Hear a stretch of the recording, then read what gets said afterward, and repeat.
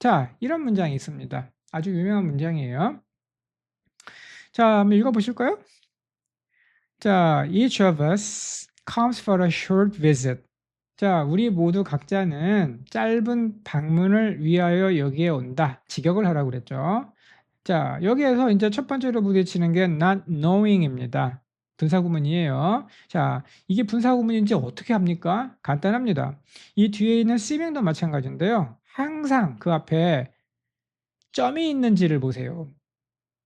영어에서 punctuation, 구도점은 선택사항이 아니에요. 찍어야 할 때는 반드시 찍어야 되고 찍지 말아야 할 때는 절대로 찍으면 안 됩니다. 이거를 한국말처럼 생각하시면 안 돼요. 점을 찍으면 끊으라는 뜻이에요. 끊었는데 not knowing이 왔으면 이건 분사구문으로 해석하라는 표시입니다. 여러분은 그 표시를 지키기만 하면 됩니다. 뭐 어떻게 해석해야 되느냐? 부대 상황은 갖고 다니는 거잖아요. 그러니까 우리가 짧은 방문을 위하여 올 때 갖고 다니는 상황을 얘기하는 거예요. 뭘 모르면서 어리버리한 채로 이렇게 번역을 하면 됩니다. 어리버리한 상태를 가지고 왔다 이렇게 생각하시면 됩니다. 자, not knowing why. 왜인지를 모르는 걸 갖고 다녔다 이렇게 생각하시면 되는 거예요. But sometimes seeming to 뭐뭐 하는 것으로 보이면서 때때로 그렇게 보이면서 어떻게 to divine a purpose 목적을 디바인하기 위하여 하는 것으로 보이면서 자, 그럼 divine purpose는 여기서 어떻다는 걸 배웠어요. 우리가 옛날에 배웠던 거를 다시 상기시켜 보시죠. 모든 명사는 뭘로 바뀐다고요? 동사로 쓰일 수 있다고요. 또는 또 뭐 형용사도 마찬가지죠. 자, 그러니까 신성한이라고 하는 divine이라고 하는 말 동사로 바뀔 수가 있는 것이죠. 목적을 신성하게 하는 것으로 보이면서 목적을 거룩하게 만드는 것으로 보이면서 자, 그래서 해석을 해보면 이렇게 되겠습니다. 자, 어떻게 돼요? 그 목적을 신성하게 하는 것. 이렇게 해석을 해보시고, 이렇게 예문을 갖다가 하나씩 하나씩 뽑을 때마다 이 예문 하나하나가 그냥 우연히 떨어지거나 에미나이가 물려주거나 한 게 아닙니다. 제 머릿속에 갖고 다니는 걸 가져오는 거거든요. 그래서 가장 제가 생각하기에는 외워놓으시면 공부에 도움이 될 만한 것들로 영양분을 제공해 드리려고 노력을 하고 있습니다. 자, 그럼 divine 해결됐죠? 자, 그럼 이건 어때요? divinity. ITY로 끝났어요. 수작 질이죠. 이 질에 해당하는 ITY가 오잖아요. 그러면 반드시 액센트가 그 앞에 옵니다. divinity. divinity 이게 아니라요. divinity. 무조건 앞을 들어 올립니다. 자, 명사가 되고 반드시 액센트가 앞에 옵니다. 나올 때마다 발음 규칙을 잘 따라해 보세요. 여러분이 발음이 좋아집니다. 자, 이건 뭐예요? 신성성이라고 하는 추상명사가 됩니다. 자, 그러면 우리가 이제 뭐 여러 가지 신들의 이름이 있으니까 이거는 좀 아챙피를 좀 면하고 싶은 거예요. 발음을 제우스 그러면 아챙피잖아요. 이게 좀 뭔가 좀 해야 된단 말이죠. 발음하기가 어려워요. 이 유를 여기서는 우 발음합니다. 그래서 즈스 이렇게 발음합니다. 제우스라 발음하지 않아요. 자, 마누라가 있는데 마누라 아니지. 자, 자, 이거 주피터 있죠? 주피터. 됐다 센 놈이죠. 제우스 신이 그리스 이 딱지를 갖고 있었는데 로마로 넘어가면서 주피터로 바뀌었어요. 둘 다 똑같은 겁니다. 그러니까 그리스 로마 신화 이러는 거죠. 자, 그래서 행성 중에 됐다 센 놈이 있기 때문에 이 놈을 갖다가 자, 목성 이렇게 붙였고요. 자, 아까 얘기했던 제우스 마누라 아프로다이트이라고 발음합니다. 아프로디테 못 알아들어요. 여러분이 정확하게 미국 사람처럼 발음할 필요는 없지만 그래도 틀리지 않고 발음해야 됩니다. 아프로다이트 이 정도는 발음해 줘야 돼요. 그러니까 뭐 에프로다이트 이렇게 해도 뭐 상관은 없습니다만은 알아듣는데 그런데 아프로디테 그럼 못 알아들어요. 자, 이건 뭘까요? 비너스. 그쵸? 요거의 그리스 신화의 로마 버전 되겠습니다. 이 정도는 간단하게 알아두시고 자, 신곡 얘기가 나오니까 도저히 참을 수가 없어. 그래가지고 이 신곡의 이 이야기가 가장 영화에 리얼하게 구현되어 있는 걸 하나 가져와 봤어요. 그게 바로 무엇이냐면 짠 영화예요. 세븐이라는 영화입니다. 굉장히 좋아하는 영화고요. 자, 모건 프리만하고 브래드 핏. 브래드 핏이 그때는 좀 잘 나갔거든요. 피부도 팽팽하고요. 자, 세븐이라고 하는 영화인데요. 7가지의 죄를 갖다가 뜻하는 겁니다. 연쇄살인극이고 데이빗 핀처 감독의 굉장히 아주 뭐 좋은 영화라고 저는 생각합니다. 여러분이 한번 생각할 만한 거리가 있고 말이죠.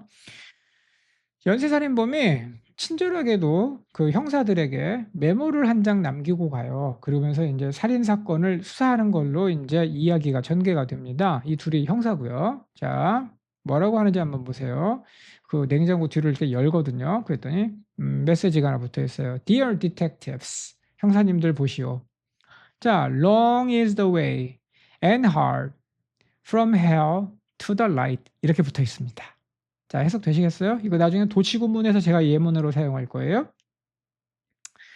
자, 어떤 거냐? 자, 주어가 나오고 비동사가 나오고 그 다음에 보어인 long이 나와야 되겠지만 여기서는 거꾸로 자 뒤집어졌습니다. 이걸 그대로 한번 해석해 보면 그것도 괜찮은 일이에요. 멀고도 험하도다. 먼저 때려요. 멀고도 험하도다. 그 다음에 뭐가? 하고 주의를 환기시킨 다음에 지옥에서 빛으로 가는 길이요 라고 말합니다. 됐죠? 자, 그래서 이게 뭔 말일까요? 단테의 신곡에 나오는 구절입니다. 자, 그래서 여기에서 이제 맨 처음에 이제 이 그 글러트니라고 하는 죄목에 해당하는 단테가 얘기한 7가지의 굉장히 큰 죄가 있었어요. 그 죄 중에 첫 번째가 글러트니예요. 글러트니. 자, 글러트니 하지 마시고 글러트니. 거의 발음 소리 안 납니다. 그 트는요. 글러트니라고 하는 거는 뭐냐면 탐식, 마구마구 처먹는 거. 요걸 얘기합니다. 옆에서는 먹을 게 없어서 굶어간다는데 결식아동들이 너는 그렇게 막 팍팍 처먹냐 이러면서 이제 이게 죄라고 본 거죠. 자, 이 단어는 글럿이라고 하는 단어의 명사형이에요. 글럿이라는 단어는 과잉 공급하다라고 하는 어려운 단어입니다. 제가 말할 때 어려운 단어라는 말은 자주 쓰이지 않는다는 뜻입니다. 외우기가 어렵거나 뭐 특별한 게 아니라 자주 쓰이지 않으면 어렵다고 하는 거지 이해하기 어려운 건 없습니다. 지금 알게 되었으므로 이제 쉬운 단어입니다. 네. 그래서 첫 번째 죄목으로 그 선정된 victim, 피해자는 누구냐면요. 이런 거예요. 이렇게 살인 현장을 발견합니다. 자, 뭐 19금 같은 뭐 이런 영화예요.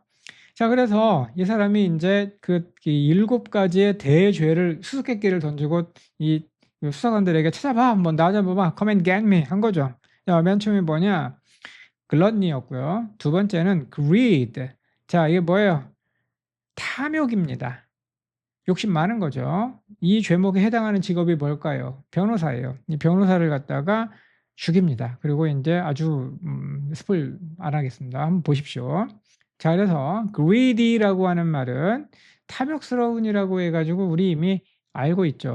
어렵지 않습니다. 자, 그 다음에 sloth. 이건 뭐냐면 나태예요. 이 나태에 해당하는 죄목에 걸려든 사람은 마약쟁이 되겠습니다. 이러고 있는 애가 하나 있어요. 자, 그래서 나태이 되겠습니다. 형용사형은 없습니다. 사용하지 않아요. 자, 그 다음에 뭐냐면 lust입니다. lust, rust라고 발음하면 녹, 쇠에 낀 녹을 얘기한 거고 L 발음해서요. lust, 이거는 뭐냐면 욕망입니다. 사람이 가지고 있는 기본적인 욕망이죠. 리비도. 자, 여기에 해당하는 사람으로 이 피해자로 지목된 사람이 바로 뭐냐면 뭐 몸파는 창녀 되겠습니다. 자, 그래서 요 사람을 갖다가 이제 해결을 하고요. 이 lust라고 하는 단어는 좀 알아두시는 게 좋아요. lust for라고 얘기하면 뭔가를 갖다가 탐내다, 욕망하다, 근데 그냥 원하는 게 아니라 간절히 그냥 막 불타는 막 불에 데인 것 같은 그런 욕망, 그걸 얘기하는 겁니다.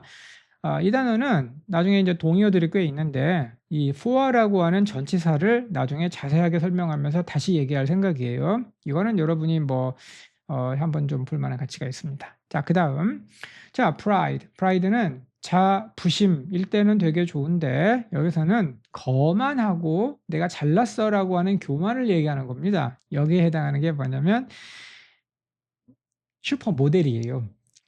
되게 이쁘다고 자기를 생각하는 그 여자를 갖다가 이제 살인마가 victim으로 고릅니다. 어떻게 되는지 한번 보시고. envy라고 하는 거는 질투죠. 자, 이건 다 알고 계실 거고. 우리 질투 안 하는 사람 있나? 자, 수작에 해당하는 수작질이 나옵니다. envious라고 얘기하게 되면 시기하는, 질투하는이라는 형용사가 됩니다. 자, 마지막으로 wrath.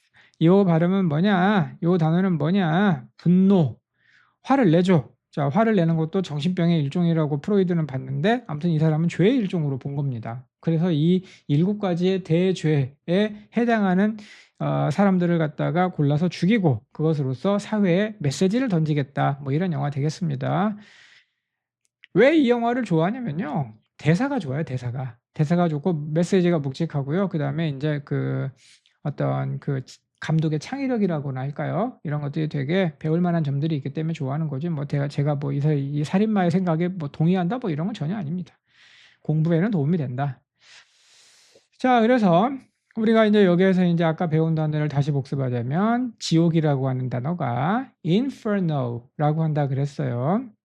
이것도 뭐 이탈리아 말에서 왔다 그래요. 근데 왜 안 알려주느냐? 다른 영어 단어에 별 도움이 안 되니까요. 네, 그래서 지옥이라고 하는 단어를 갖다가 우리가 알기 위하여 몇 가지 이제 그 지옥에 관한 속성을 우리가 한번 파보자고요. 영어 단어로 rinse라고 얘기하면 씻어낸다 이 뜻입니다. 그러니까 죄를 씻어낸다는 것은 rinse, sin 하는 거겠죠. 자, 그래서 헤어 린스 할 때 그 린스입니다. 내가 물어봤어요. 나는 일평생 뭐 샴푸나 린스를 써본 적이 없거든요. 그냥 비누로만 쓰거든요. 그래서 이제 린스가 뭐야? 그랬더니 아무튼 뭐 뭐라 하는데 아무튼 영어로는 씻어낸다는 뜻입니다. 자, 그래서 이 purge라고 하는 단어가 쭉 나오는데요. 이게 좀 빌드업을 하는 과정이에요. 모든 단어를 설명할 때 차근차근 가거든요. 이 purge라고 하는 단어가 역시 마찬가지로 rinse하고 동의어로 씻어낸다, 정화시킨다 이런 말을 가지고 있습니다. 죄를 씻어야 될 거 아니에요. 네가 지은 죄가 있으니까 씻어내야 되니까 네 고통으로 갚아야 되는 거죠. 자, 그러면 purgatory라고 얘기하게 되면 맨 마지막에 ORI가 붙었잖아요. 이건 그 네덜란드어나 독일어에서 온 어미라고 해요. 그래가지고 자, ERY나 ORY가 오면 언제나 장소예요. 와인을 만드는 장소를 와이너리라고 하잖아요. 그렇죠? labor, 노력하는 거죠. 노력하는 장소를 뭐라고 하냐면 laboratory라고 하죠. 노력하는 곳이에요. 연구소죠. 랩실이라고 부르잖아요. 자, 그래서 purgatory도 지옥이라는 말인데 어떤 뜻이 가미되어 있느냐? 자, 네가 지은 죄를 씻어라! 라고 하는 말이 들어가 있습니다. 그래서 그 영화에서도 이렇게 이 메시지가 붙어 있죠. 단테의 지옥을 갖다가 purgatory, the divine comedy라고 부르기도 하고, 자, purgatory라고 부르기도 하고 그렇습니다. 자, 그래서 이 2가지가 좀 분리가 되는데 crime이라고 얘기하게 되면 범죄라고 하는 뜻이고요. 자, 그런 다음에 sin이라고 얘기하면 종교적인 죄를 갖다가 의미합니다. 그래가지고 이 둘이 겹치기도 하지만 겹치지 않는 경우도 많이 있습니다. 자, 그래서 여기 rinse, 씻어낸다는 말과 그 다음에 이제 아까 얘기한 대로 이 죄라는 단어가 결합되니까 도저히 이걸 참을 수가 없더군요. 자, 이 아저씨 누구예요? 올랜도 블룸입니다. 자, 우리 밀떡들의 이 필수 영화 뭐예요? 킹덤 오브 헤븐 있죠? 거기에서 이제 그 올랜도 블룸이 이제 기사 베일리언으로 나오거든요. 여기에서 이제 맨 처음에 예루살렘으로 갈 때 이 사람이 이제 리암 니슨에게 묻습니다. 자기 아버지예요. 이렇게 물어요. 베일리언이 Is it true that I go to Jerusalem? 예루살렘은 Jerusalem이라고 발음합니다. Jerusalem 영어로요. 예루살렘으로 내가 만약에 가면 자, I can rinse away my sins. 내가 내 죄를 씻어낼 수 있습니까? And those of my wife. 내 아내가 자살을 했는데 그 당시에는 자살이 죄였는데 그 죄도 씻어내려져서 천국으로 갈 수 있을까요? 하고 묻습니다. 자, 그러니까 이제 같이 가자고 하죠. 예루살렘에 가봐야 우리가 알 거 아니냐? 그래가지고 이제 같이 갑니다. 거기서 이제 일어나는 일들을 얘기하고 있습니다. 자, 그러면 여기에서 자, 지옥의 동의어들이 뭘까요? 하고 물어보니까요. 자, 정리해 볼까요? 헬 조선, 헬이야. inferno, 다시 복습. 그런 다음에 purgatory, 얘는 씻어내리는 곳. 자, 보통은 뭘로 씻어내리느냐? 네가 전생에 지은 죄를 내가 꽁꽁 얼려주리라.